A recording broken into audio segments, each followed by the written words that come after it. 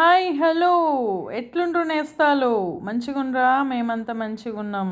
తెలంగాణ యాస మమ్మ మా నాన్నది రాయలసీమ, మా అమ్మది తెలంగాణ.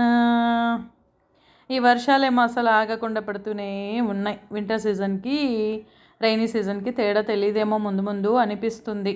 ఏదైతేనేం వరుణదేవుడి పుణ్యమా అని మా ఇంట్లో కారం అప్పల ప్రిపరేషన్ జరుగుతుంది.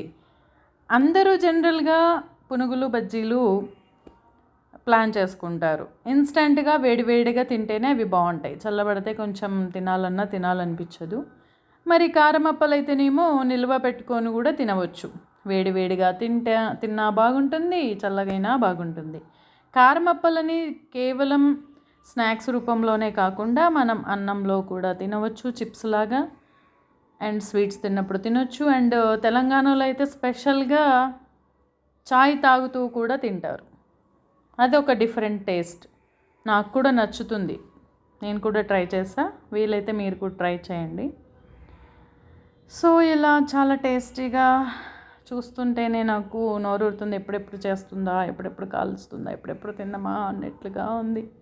రెడీ అయిపోతుంది అన్నమాట. ఇప్పుడు రెడీ అయిపోయింది. అబ్బా, సగం రెడీ అయిపోయింది.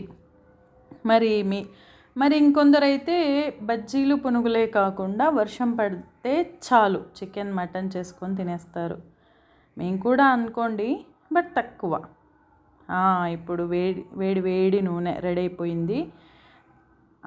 అప్పం కూడా రెడీ అయిపోయింది చూడండి కదా. ఇప్పుడు తినేస్తే హాయిగా ఉంటుంది. మరి మీకు కూడా ఇష్టమా ఈ అప్పలు?